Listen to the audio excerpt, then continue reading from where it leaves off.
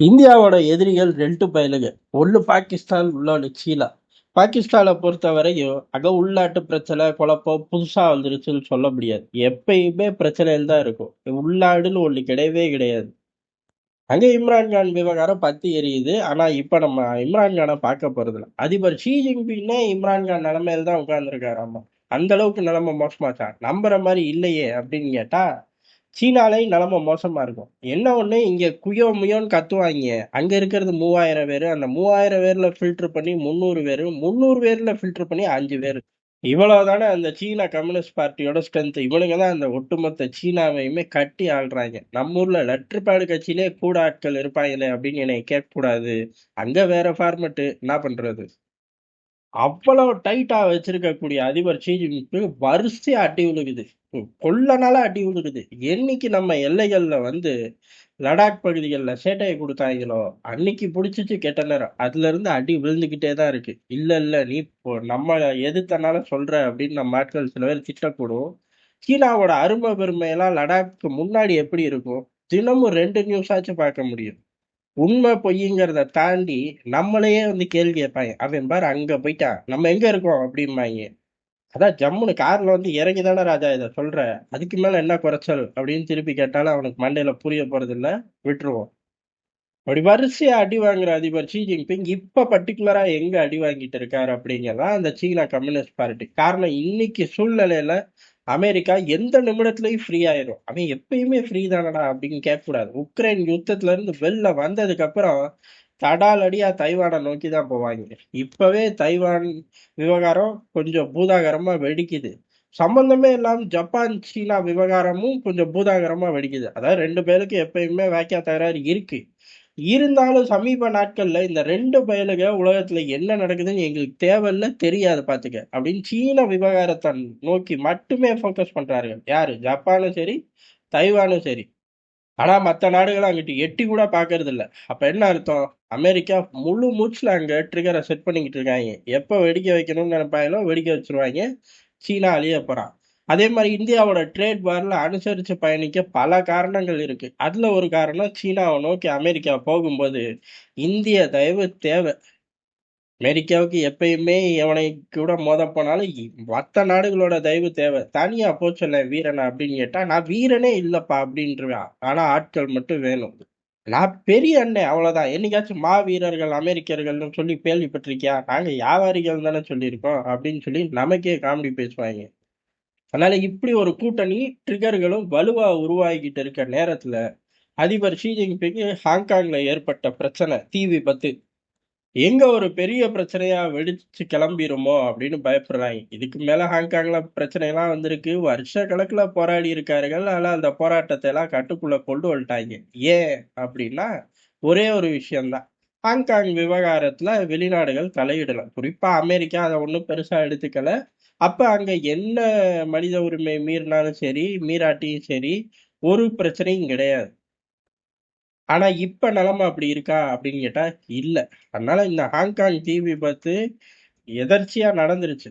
ஆனாலும் இவர்களோட சிஸ்டம் சீனால ஒரு திட்டம்னா திட்டம் தான். அப்படியே ஃபாலோ பண்ணுவாங்க. அந்த பிம்பம்லாம் சுக்குநூறா உடையுது.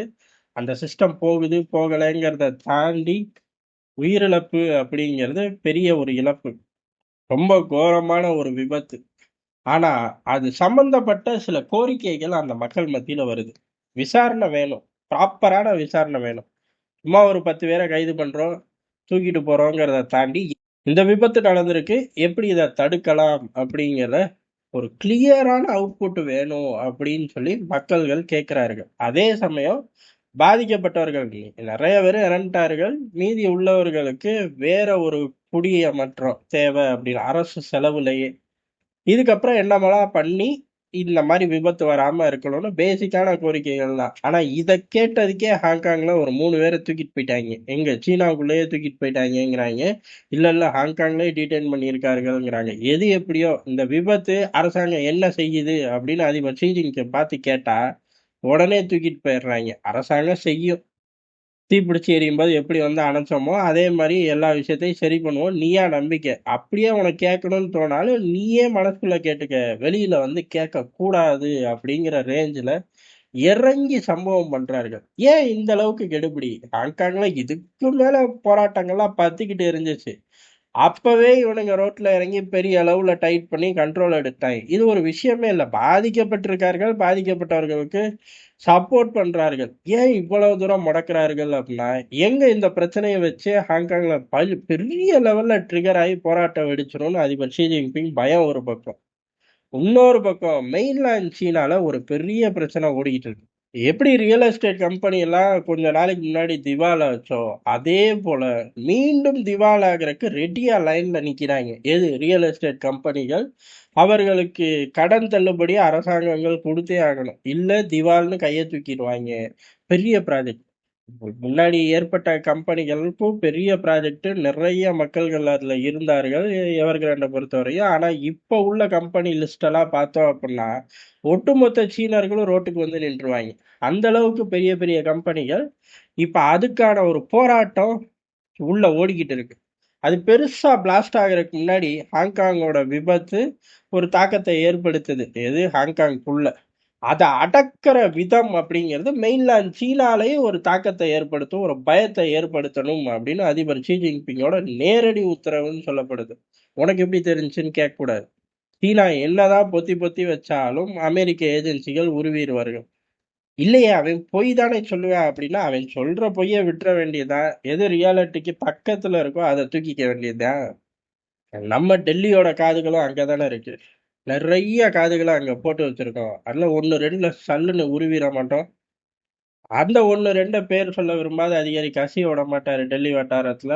ஏறக்குறைய இது உண்மையான விஷயம்தான். இப்ப இந்த போராட்டங்கள் அடக்கிற செய்தி மெயின்லேண்ட்ல வந்து விழுகும்போது இங்க போராட்டத்துக்குள்ள போயிடக்கூடாதுன்னு ஒண்ணு. போராட்டத்துக்கு அவன் போறான் போல.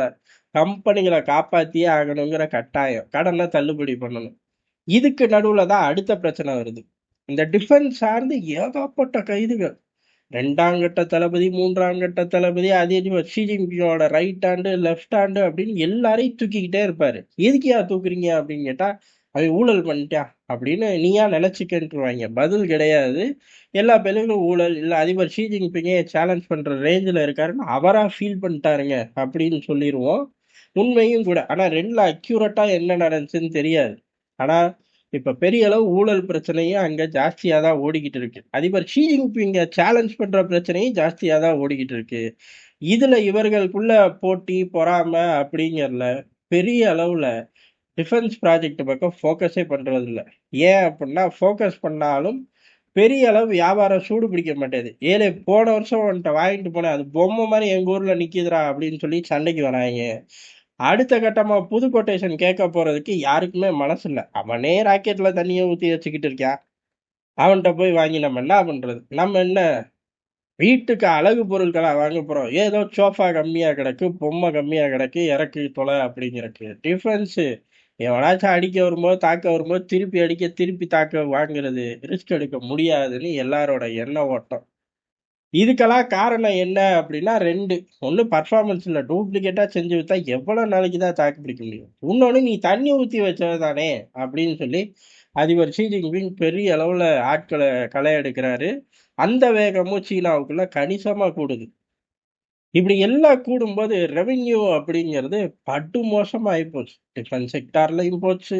இந்த பக்கம் உள்ளூர் சந்தையும் போச்சு. அப்ப வெளியில ஏத்திக்கிட்டே இருக்காங்களே அப்படின்னு கேட்டா, வெளியில ஏத்துறதெல்லாம் நம்ம முன்னாடி பார்த்த மாதிரி சோஃபா, பொம்மை, பிளாஸ்டிக் இந்த மாதிரி ஐட்டங்கள். ஆனா இந்த டிஃபென்ஸ் செக்மெண்ட்ல வீக் ஆகுது அப்படிங்கல, பர்ஃபார்மன்ஸ் இல்லை அப்படிங்கல, உள்ளுக்குள்ளேயே ஏகப்பட்ட பிரச்சனை இருக்கு அப்படிங்கல, எத்தனை அப்படி அப்படின்னு கேட்கக்கூடாது. இத்தனை அப்படியையும் கோர்த்து உள்ளுக்குள்ள நுழையறக்கு அமெரிக்கா தயாராயிரும். அதுக்கான ஏற்பாடுகள் தான் தீவிரமா நடக்குது. அதனால தான் இப்ப அதிபர் ஷி ஜின்பிங் என்ன பண்றதுன்னு தெரியாம எல்லாத்தையும் பண்றாரு. எல்லாத்தையும் என்ன அப்படின்னா அம்புட்டு வேரையும் தூக்கி உள்ள பிடிச்சு வச்சு முடிஞ்சுடா ஜோலி அப்படிங்கிற நிலைமையை கொண்டு வரலாம் அப்படின்னு பாக்குறாரு.